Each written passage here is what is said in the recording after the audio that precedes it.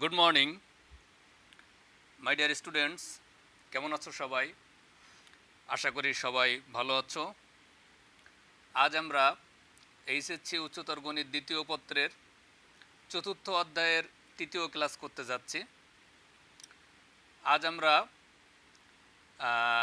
Polynomial equations এই অধ্যায় থেকে দ্বিঘাত সমীকরণের মূলের প্রকৃতি সম্পর্কে জানব এবং আমরা কিছু অঙ্কের সমাধান করব। এর আগে আমরা এই যে পলিনোমিয়াল ইকুয়েশনস এই অধ্যায়ের দুইটা ক্লাস আমরা করেছি। তোমরা ওই ক্লাসগুলো অবশ্যই ভালো মতো দেখবে, আর বাসায় যে হোমওয়ার্ক দেওয়া থাকে সেগুলা অবশ্যই প্র্যাকটিস করবে। দেখো, আমরা জানি দ্বিঘাত সমীকরণের হচ্ছে যে সাধারণ রূপ, দেখো a x square plus b x plus c equal to zero. আমরা জানি এটা একটা দ্বিঘাত সমীকরণ এবং দ্বিঘাত সমীকরণের একটা সাধারণ রূপ হচ্ছে এটাই x square plus b x plus c equal to zero. তো এখন এই দ্বিঘাত সমীকরণের যদি মূলদ্বয় আলফা এবং বিটা হয়, এই দ্বিঘাত সমীকরণের মূলদ্বয় যদি আলফা এবং বিটা হয়, তাহলে এই দ্বিঘাত সমীকরণটা সমাধান করে আমরা যেটা পাই, দেখো আমরা এটাকে যদি সমাধান করি তাহলে আমরা এই দ্বিঘাত সমীকরণের চলক হচ্ছে কি এক্স, তাহলে আমরা পাই কি x equal to minus b plus minus root over b square minus four a c divided by twice a. দেখো এই সমীকরণটাকে সমাধান করলে আমরা কি পাই, x equal to minus b plus minus root over b square minus four a c divided by twice a, তাই না? তো এখানে হচ্ছে দেখো এখানে আছে প্লাস মাইনাস আছে, তাহলে আমরা এর আগের ক্লাসে আমি অবশ্যই তোমাদেরকে দেখিয়েছি। দেখো এখানে হচ্ছে দুইটা মূল আছে, এক্স এর ভ্যালু হচ্ছে কয়টা, দুইটা। তো একটাকে যদি আমরা আলফা আর একটাকে যদি আমরা বিটা ধরি তাহলে আমরা কি পাবো, alpha equal to minus b, আমি প্রথমে প্লাস নিলাম, root over b square minus four a c divided by twice a. Okay, আর যদি আরেকটাকে যদি আমি বিটা ধরি তাহলে বিটা ইকুয়াল টু আমরা কি পাবো, মাইনাস বি, এখানে নিয়েছি প্লাস, তাহলে এখানে নিব minus root over b square minus four a c divided by twice a. তাহলে একটা হচ্ছে কি minus b plus root over b square minus four a c divided by twice a, আরেকটা হচ্ছে কি minus b minus root over b square minus four a c divided by twice a. Okay, দেখো এখানে রুটের ভিতরে যে অংশটা আছে, দেখো এখানে b square minus four a C, এখানেও যেটা আছে এখানেও একই b square minus four a c রুটের ভিতরে যে অংশটা আছে। এই রুটের ভিতরে যে অংশটা আছে এটাকে বলা হয় হচ্ছে ডিসক্রিমিন্যান্ট। ঠিক আছে, এটাকে আমরা প্রকাশ করি হচ্ছে ডি দ্বারা, ডি। এটাকে কি বলে, ডিসক্রিমিন্যান্ট। ডিসক্রিমিন্যান্ট মানে হচ্ছে নিশ্চায়ক বা পৃথায়ক বলা হয় এটাকে, নিশ্চায়ক, নিশ্চায়ক বা পৃথায়ক বলা হয়, নিশ্চায়ক বা পৃথায়ক। ঠিক আছে, তো এটা হচ্ছে নিশ্চায়ক বা পৃথায়ক বলা হয়। এই যে রুটের ভিতরে যে অংশটা আছে b square minus four AC, তাহলে এটা সমান আমরা কি ধরবো, ডি, ডিসক্রিমিন্যান্ট। ঠিক আছে, এটা হচ্ছে কি b square minus four AC, এই অংশটা হচ্ছে b square minus four AC, এই অংশটা হচ্ছে পৃথায়ক বা নিশ্চায়ক। এখন দেখো এই পৃথায়ক বা নিশ্চয়কের উপর নির্ভর করে এই সমীকরণের মূলগুলা কেমন হবে। আবারও বলছি, এই যে সমীকরণ x square plus b x plus c equal to g plus c equal to zero, এই যে সমীকরণ দ্বিঘাত সমীকরণ, এই দ্বিঘাত সমীকরণের মূলগুলা কেমন হবে সেটা নির্ভর করে হচ্ছে এই যে রুটের ভিতরে যে অংশটা আছে এই অংশটার উপর। তার মানে হচ্ছে b square minus four AC যেটা সমান আমরা ডি ধরলাম, এই ডি এর উপর নির্ভর করে এই সমীকরণের মূলগুলা কেমন হবে, মানে মূলের প্রকৃতি কেমন হবে। তো দেখো প্রথমে আমরা একটা জিনিস দেখি, খেয়াল করো, d equal to b square minus four AC, এই d equal to b square minus four a c এইটার উপর নির্ভর করে হচ্ছে এই যে সমীকরণ, এই সমীকরণের মূলগুলা কেমন হবে সেটা। ঠিক আছে, তাহলে এখন আমি তোমাদের বক্স আকারে দেখাই। দেখো এখানে হচ্ছে আমি একটু বক্স আঁকাবো কয়েকটা। দেখো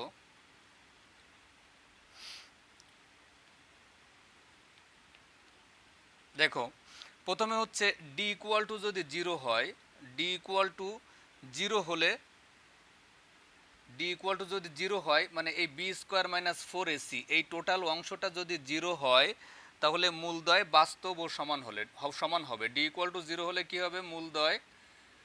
মূলদ্বয় বাস্তব ও সমান,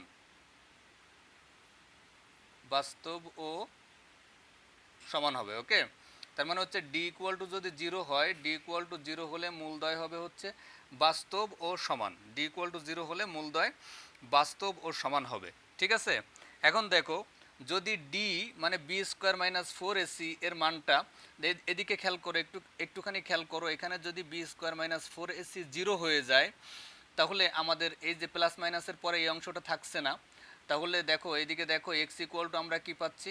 মাইনাস বি বাই টোয়াইসে। তো এখানে যদি এই অংশটা জিরো হয়ে যায় তাহলে এখানে আমরা কি পাই? Minus b by twice a. আবার এই অংশ জিরো হলে আমরা কি পাই? Minus b by twice a. তার মানে মূলদ্বয় আলফা এবং বিটা সমান হয়ে যায়, তাই না?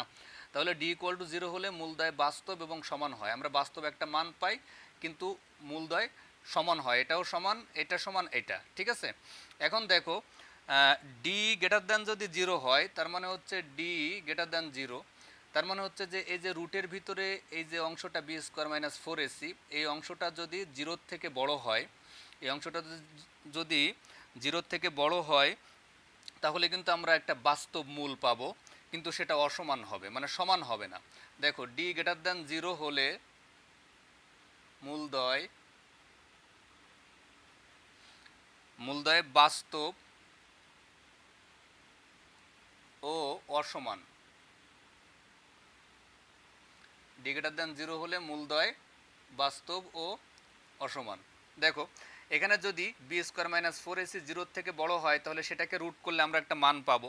ঠিক আছে, তাহলে আমরা যখন একটা মান পাবো সেটাকে প্লাস মাইনাস করলে আমরা দুই রকম মান পাবো। তার মানে এটা আলফা এবং বিটা সমান হবে না, কিন্তু আমরা একটা বাস্তব মান পাবো, দুইটা মানই আমাদের বাস্তব হবে। ঠিক আছে, তাহলে ডি গ্রেটার দ্যান জিরো হলে মূলদ্বয় বাস্তব এবং অসমান। ওকে, আবার এখানে দেখো এখানে আবার এটাকে আবার দুই ভাগে ভাগ করা যায়। এখান থেকে আবার আমরা দুই ভাগে ভাগ করতে পারি, এদিকে একটু খেয়াল করলে বুঝতে পারবে। এখান থেকে আমরা দুই ভাগে ভাগ করতে পারি। দেখো একটা হচ্ছে ডি পূর্ণবর্গ সংখ্যা হলে, এদিকে দেখো ডি মানে কি? B square minus four AC, b square minus four AC, এইটা যদি টোটালটা যদি পূর্ণবর্গ সংখ্যা হয়। পূর্ণবর্গ সংখ্যা কি? পূর্ণবর্গ সংখ্যা হচ্ছে, আমি বলি, যে সংখ্যাকে কোনো একটি সংখ্যার বর্গরূপে লেখা যায় সেটাকে পূর্ণবর্গ সংখ্যা বলে। যেমন দেখো নাইনকে আমরা থ্রি এর বর্গরূপে লিখতে পারি। ঠিক আছে, তাহলে এটা হচ্ছে একটা পূর্ণবর্গ সংখ্যা। ওকে, আবার দেখো এটা 25, এটাকে আমরা 5 এর বর্গরূপে লিখতে পারি। তাহলে এই 25 একটা পূর্ণবর্গ সংখ্যা, 9 একটা পূর্ণবর্গ সংখ্যা। ঠিক আছে, মানে যে সংখ্যাকে কোনো একটা সংখ্যার বর্গরূপে লেখা যায় সেই সংখ্যাকে পূর্ণবর্গ সংখ্যা বলা হয়। ঠিক আছে, তাহলে এখন দেখো ডি যদি পূর্ণবর্গ হয় তাহলে মূলদ্বয় মূলদ হবে। দেখো ডি পূর্ণবর্গ হলে, খেয়াল করো, ডি পূর্ণবর্গ হলে মূলদ্বয় মূলদ হবে, মূলদ্বয় মূলদ। ডি পূর্ণবর্গ হলে মূলদ্বয় মূলদ হবে। ঠিক আছে, আর এখানে যদি দেখো ডি পূর্ণবর্গ না হলে মূলদ্বয় অমূলদ হবে। ডি পূর্ণবর্গ না হলে, ডি পূর্ণবর্গ না হলে মূলদ্বয় অমূলদ হবে, অমূলদ। মূলদ কি অমূলদ কি এগুলো তোমাদের কিন্তু আমি প্রথম অধ্যায়ের ক্লাসে শিখাইছি। ঠিক আছে, তাহলে ডি পূর্ণবর্গ না হলে মূলদ্বয় অমূলদ হবে, আর ডি পূর্ণবর্গ হলে মূলদ্বয় মূলদ হবে। ঠিক আছে, এখন দেখো এখানে ডি ইকুয়াল টু জিরো হলে মূলদ্বয় বাস্তব ও সমান হয়। এখানে আবার দুই ভাগে ভাগ করা যায়। ডি ইকুয়াল টু জিরো মানে এই অংশ যদি জিরো হয়ে যায়, এই অংশ জিরো হয়ে গেলে alpha equal to minus b by twice a, beta equal to minus b by twice a, alpha এবং বিটা সমান, এজন্য মূলদ্বয় সমান হবে এবং বাস্তব হবে। এদিকে আবার একটু খেয়াল করো, এটাকে আবার দুই ভাগে ভাগ করা যায়। এটাকে আমরা যদি দুই ভাগে ভাগ করি দেখো তাহলে আমরা কি পাই? ডি ইকুয়াল টু জিরো হওয়ার পরেও দেখো এখানে ডি ইকুয়াল টু 0 হলে এই অংশ তো আমাদের থাকছে না, তাহলে আমাদের বি এবং এ এই দুইটার উপর নির্ভর করছে, বি থাকছে আর এ থাকছে, তাই না? এখানে বি আর এ, এখানেও বি আর এ থাকছে, ঠিক আছে? তাহলে এ ও বি যদি মূলদ হয় তাহলে মূলদয় মূলদ হবে। এদিকে খেয়াল করো, এ ও বি মূলদ হলে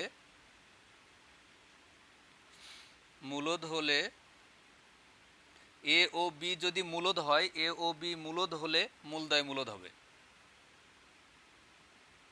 মূলদয় মূলদ। এ ও বি মূলদ হলে মূলদয় মূলদ হবে। আর এ ও বি এর কোনো একটা যদি, এ অথবা বি মানে যে কোনো একটা যদি অমূলদ হয় তাহলে মূলদয় অবশ্যই অমূলদ হবে।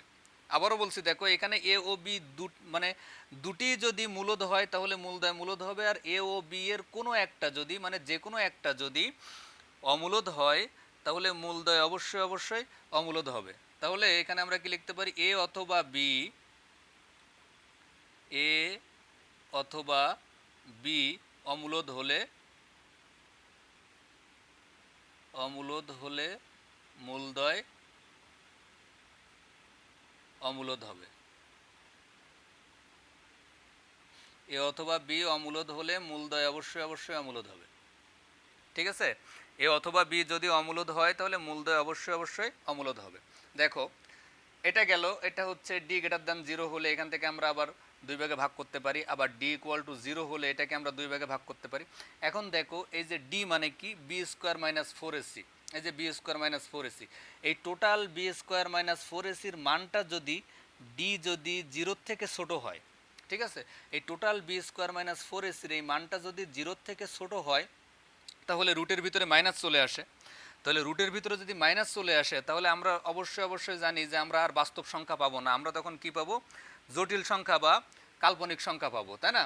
তাহলে এই রুটের ভিতরে যদি মাইনাস হয় অর্থাৎ ডি লেস দ্যান 0 হয় তাহলে মূলদয় অবশ্যই অবশ্যই কী হবে, জটিল বা কাল্পনিক সংখ্যা হবে। কারণ আমরা জানি রুটের ভিতরে মাইনাস আসলে আমরা বাস্তব কোনো মান পাই না, ঠিক আছে? তাহলে ডি লেস দ্যান 0 হলে মূলদয় জটিল বা কাল্পনিক সংখ্যা হবে, জটিল বা কাল্পনিক, ঠিক আছে? ডি লেস দ্যান 0 হলে মূলদয় জটিল বা কাল্পনিক হবে।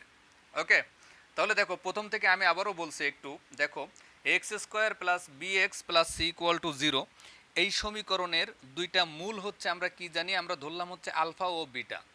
এখন দেখো এই সমীকরণটাকে সমাধান করলে আমরা এক্স ইকুয়াল টু কী পাই, minus b plus minus root over b square minus 4ac divided by twice এ।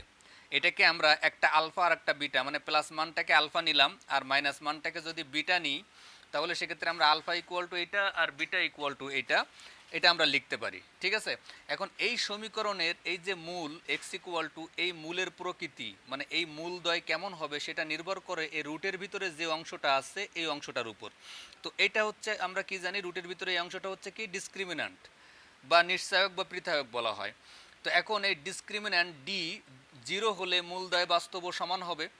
আবার সেক্ষেত্রে এর 0 হওয়ার পরে আমরা দুই ভাগে ভাগ করতে পারি, এটা 0 হয়ে গেলে বি আর এ থাকে, তাহলে এ ও বি দুটাই যদি মূলদ হয় তাহলে মূলদয় মূলদ হবে।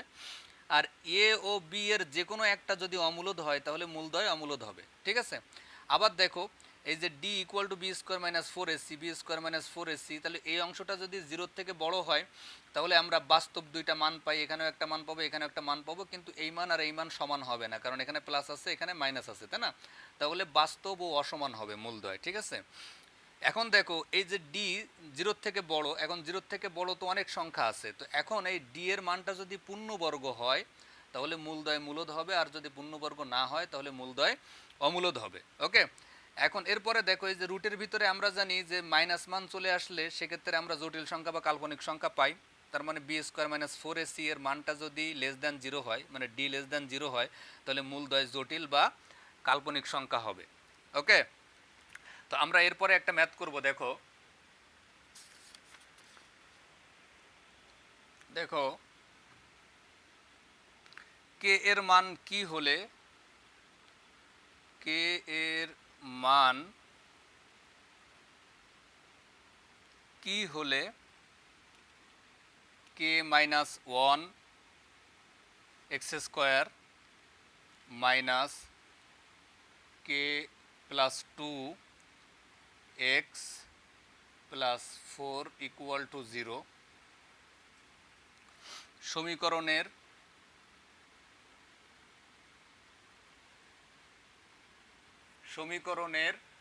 ইকুয়াল টু 0 সমীকরণের মূলগুলি বাস্তব ও সমান হবে। মূলগুলি বাস্তব ও সমান হবে। দেখো কে এর মান কি হলে k minus 1 into x square minus k plus 2x plus 4 equal to 0 সমীকরণের মূলগুলি বাস্তব ও সমান হবে। ওকে, তাহলে বাস্তব ও সমান হতে গেলে আমরা কি জানি? বাস্তব ও সমান হতে গেলে আমরা জানি হচ্ছে কি ডি, তার মানে হচ্ছে নিশ্চায়ক বা পৃথায়ক ডিসক্রিমিন্যান্ট, যেটা বি স্কোয়ার মাইনাস 4ac। বাস্তব বা সমান হতে গেলে এই যে বি স্কোয়ার মাইনাস 4ac এটা কি হবে? এটা ইকুয়াল টু 0 হতে হবে। তাহলে মূলদ্বয় বাস্তব হবে এবং সমান হবে। আমি একটু আগেই তোমাদেরকে দেখিয়েছি মূলদ্বয় বাস্তব এবং সমান কথাটা থাকলেই ডি ইকুয়াল টু 0। ওকে, তাহলে এই যে সমীকরণ এটাকে এ এক্স স্কোয়ার, এই সমীকরণের সাথে আমরা a x square plus b x plus c equal to 0, এদিকে খেয়াল করো, a x square plus b x plus c equal to 0 এর সাথে এই সমীকরণকে যদি তুলনা করি তাহলে এখানে এর মান হচ্ছে কে মাইনাস 1, বির মান হচ্ছে কি এখানে হচ্ছে প্লাস, তাহলে এখানে বির মান হচ্ছে minus k plus 2, minus k plus 2 হচ্ছে বির মান আর সির মান হচ্ছে 4। ওকে, তাহলে এই দেখো এখানে হচ্ছে b square minus 4ac equal to 0, তার মানে এই সমীকরণের বি স্কোয়ার মাইনাস 4ac-র মানটা অবশ্যই 0 হবে, কারণ মূলগুলি বাস্তব ও সমান বলছে, তাই না? তাহলে কি লিখবো আমরা? যেহেতু সমাধান আমরা লিখবো হচ্ছে কি, যেহেতু মূলগুলি বা মূলদ্বয় বাস্তব ও সমান, যেহেতু মূলগুলি বাস্তব ও সমান সুতরাং কি হবে? পৃথায়ক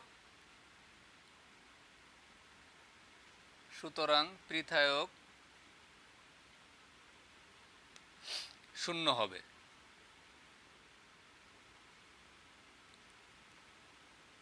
তাই না? যেহেতু মূলগুলি বাস্তব ও সমান সুতরাং পৃথায়ক কি হবে?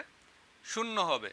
ওকে, তাহলে অতএব পৃথায়ক কি? পৃথায়কটা আমরা বের করব কি? এই যে বি স্কোয়ার মাইনাস 4ac, তাহলে এখানে বি স্কোয়ার, এখানে কি বললাম? বির মানটা কি? মাইনাস কে প্লাস 2, তাহলে বির মানটা হচ্ছে মাইনাস কে প্লাস 2, এই টোটালটা হচ্ছে বি। তাহলে বি স্কোয়ার মাইনাস 4 এর মান কি বললাম? কে মাইনাস 1, তাহলে কে মাইনাস 1 হচ্ছে এ, মাইনাস 4a আর সির মান হচ্ছে কি? 4, তাহলে b square minus 4ac equal to 0। Okay, এরপরে দেখো এখান থেকে আমরা এটাকে যদি আমরা এই যে এস মাইনাস কে স্কোয়ার করলে প্লাস হয়ে যায়, তাহলে আমরা এখানে এই এ মাইনাস বি হোল স্কোয়ার করবো, তাহলে কে স্কোয়ার প্লাস এটা হচ্ছে কি হবে? 4k প্লাস 4, কে স্কোয়ার প্লাস 4k প্লাস 4, দেখো মাইনাস এখানে 4 তাহলে 16k, আর এখানে হচ্ছে দেখো এখানে হচ্ছে মাইনাস মাইনাসে প্লাস 16 ইকুয়াল টু 0। তাহলে k square plus 4k plus 4 minus 16k plus 16 equal to 0। এখান থেকে দেখো এখান থেকে হচ্ছে আমরা ক্যালকুলেশন করলে আমরা কি পাবো? K square minus 12k plus 20 equal to 0। K square এই যে হচ্ছে প্লাস 4k মাইনাস 16k, তাহলে মাইনাস 12k আর plus 16 plus 4 equal to plus 20। তাহলে এখন এটাকে মিডল টার্ম করো, মিডল টার্ম করলে কি হবে? K square minus 10k minus 2k plus 20 equal to 0, এটা আমরা করতে পারি k square minus 10k minus 2k plus 20 equal to 0, এটা জাস্ট মিডল টার্ম করবে তোমরা, ঠিক আছে। তাহলে এরপরে দেখো এখান থেকে যদি কে কমন নিই তাহলে কে মাইনাস 10, আর এখান থেকে হচ্ছে মাইনাস 2 যদি আমি কমন নিই তাহলে কে মাইনাস 10 ইকুয়াল টু 0। তাহলে কি পাই, কে মাইনাস 10 আর হচ্ছে k minus 2 equal to 0, k minus 10 এবং k into k minus 2 equal to 0। অতএব কি পাই আমরা, k equal to 10,2। Okay, k equal to আমরা পাই হচ্ছে 10,2, তার মানে কে এর দুইটা মান আমরা পাই। তাহলে এদিকে খেয়াল করো, এখানে কি বলছে কোশ্চেনে, কে এর মান কি হলে এই যে সমীকরণটা দেওয়া আছে এই সমীকরণের মূলগুলি বাস্তব ও সমান হবে। তাহলে আমরা দেখলাম যেহেতু সমীকরণের মূলগুলি বাস্তব ও সমান, সুতরাং অবশ্যই এই সমীকরণের যে পৃথায়ক বা নিশ্চায়ক, তার মানে এই যে d discriminant b square minus 4ac এটা 0 হবে। ওকে, তাহলে এই সমীকরণের b square minus 4ac equal to আমরা 0 লিখলাম। লেখার পরে আমরা কে এর মান পেলাম কি 10 এবং 2, তার মানে কে এর মান 10 এবং 2 হলে এই সমীকরণের মূলগুলি বাস্তব ও সমান হবে। ঠিক আছে, ওকে। তো আমরা এরপরে আরো একটি ম্যাথ করব। দেখো যদি x square plus b x plus c equal to 0, যদি x square plus b x plus c equal to 0 সমীকরণের মূল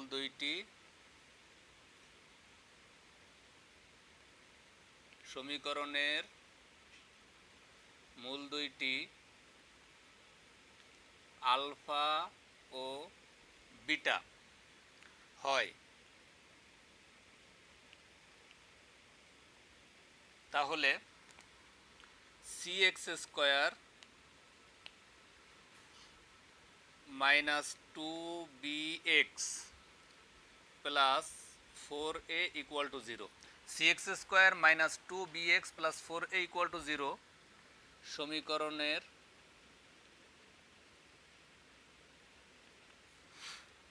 মূল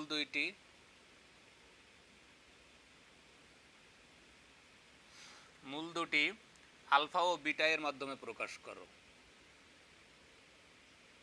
আলফা বিটা এর মাধ্যমে প্রকাশ করো।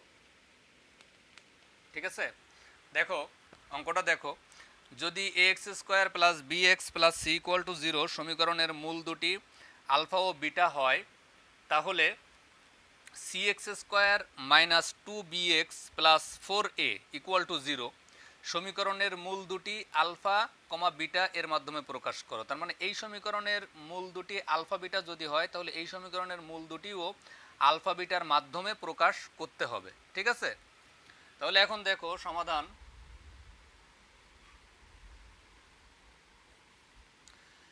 দেওয়া আছে হচ্ছে কি, দেওয়া আছে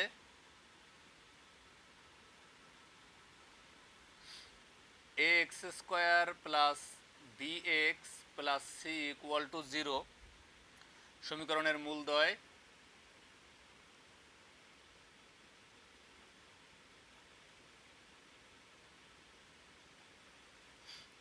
আলফা ও বিটা। দেওয়া আছে x square plus b x plus c equal to 0 সমীকরণের মূলদ্বয় আলফা ও বিটা, তাই না? তাহলে আমরা কি জানি, অতএব মূলদ্বয়ের যোগফল, তার মানে alpha plus beta equal to মূলদ্বয়ের যোগফল ইকুয়াল টু আমরা কি জানি minus b by A.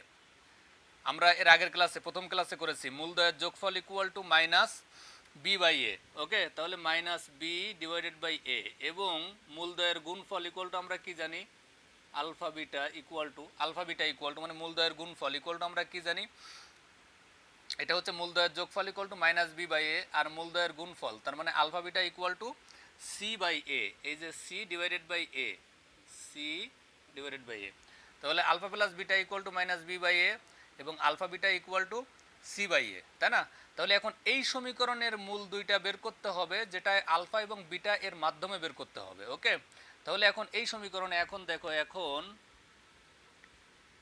cx square minus 2bx plus 4a equal to 0, cx square minus 2bx plus 4a equal to 0, এই সমীকরণের সমাধান করে আমরা x এর মান বের করব এবং x এর মান বের করব যেটা আলফা এবং বিটা এর মাধ্যমে বের হবে। ওকে, এই যে আলফা এবং বিটা এর মাধ্যমে প্রকাশ করতে বলছে। তাহলে এখন দেখো এদিকে খেয়াল করো, এই সমীকরণে এখানে যখন alpha plus beta equal to minus b by a, নিচে কিন্তু এ আছে, এখানেও alpha beta equal to c by a, নিচে কিন্তু এ আছে। এখন দেখো এই সমীকরণ থেকে আমি যদি এ কমন নিই, অথবা যদি পুরা সমীকরণটাকে যদি আমি এ দ্বারা ভাগ করি, তাহলে আমরা কি পাই? এদিকে খেয়াল করো, আমরা এ কমন নিলাম, এখান থেকে যদি এ কমন নিই তাহলে সেক্ষেত্রে আমরা কি পাবো? C by a into x square, তারপরে পাবো হচ্ছে আমরা এখানে হচ্ছে প্লাসটা রাখি, আমরা প্লাসটা রাখলাম, রেখে মাইনাসটাকে এখানে ভিতরে নিয়ে গেলাম, 2 এখানে minus b divided by a x plus 4 equal to 0। দেখো আমরা এ কমন নিছি, এই সমীকরণ থেকে এ কমন নিছি, এ যদি কমন নিই অথবা এ দ্বারা পুরো সমীকরণটাকে ভাগ করছি, তাহলে c by a into x square, এখানে জাস্ট এই যে মাইনাসটা ব্র্যাকেটের ভিতরে নিয়ে আসছি, এখানে প্লাস নিচ্ছি, তাহলে 2 ইন্টু বি বাই এ, যেহেতু এ দ্বারা ভাগ করছি তাহলে minus b by a into x plus এখানে এ দ্বারা ভাগ করলে কি থাকে 4 ইকুয়াল টু 0। ওকে, এরপরে দেখো, এরপরে c by a equal to আমরা কি জানি? C by a equal to alpha beta, তাহলে এখানে আমরা আলফা বিটা বসাই দিব, alpha beta into x square plus 2 minus b by a, এই যে minus b by a equal to alpha plus beta. Okay, তাহলে এখানে আমরা কি বসাবো? Alpha plus beta into x, alpha plus beta into x, এই যে মাইনাস বি বাই এর মানটা বসালাম, alpha plus beta into x plus 4 equal to 0। Okay, এরপরে এই সমীকরণটাকে সমাধান করলে আমরা যে এক্স এর মানটা পাবো সেটা অবশ্যই আলফা এবং বিটার মাধ্যমে বের হবে, কারণ আমরা আলফা বিটা কিন্তু এই সমীকরণের ভিতরে আমরা ঢুকাই ফেলছি, তাই না? তাহলে এখন দেখো সমাধান করি আমরা, alpha beta into x square plus 2 alpha x plus 2 beta x plus 4 equal to 0। এখন এখান থেকে আলফা এক্স কমন নাও, তাহলে আলফা এক্স ইকুয়াল টু, এখান থেকে যদি আমি আলফা এক্সটা কমন নিই তাহলে থাকবে হচ্ছে বিটা এক্স, একটা এক্স থাকে আলফা এক্স কমন নিলে, beta x plus 2 alpha x common নিলাম, প্লাস এখান থেকে যদি আমরা 2টাকে কমন নিই তাহলে থাকবে হচ্ছে কি beta x plus 2 equal to 0। এখান থেকে আমরা 2টাকে কমন নিলে beta x plus 2 equal to 0। Okay, তাহলে পরের লাইনে আমরা কি পাই? দেখো বিটা এক্স প্লাস 2 আর এখানে পাই হচ্ছে alpha x plus 2 equal to 0। Okay, তাহলে অতএব হয়, আমরা কি লিখতে পারি? অতএব হয় beta x plus 2 equal to 0 অথবা alpha x plus 2 equal to 0। তাহলে অতএব হয় beta x plus 2 equal to 0 অথবা alpha x plus 2 equal to 0। এখান থেকে আমরা এক্স এর মানটা বের করব, তাহলে এক্স ইকুয়াল টু আমরা কি পাবো?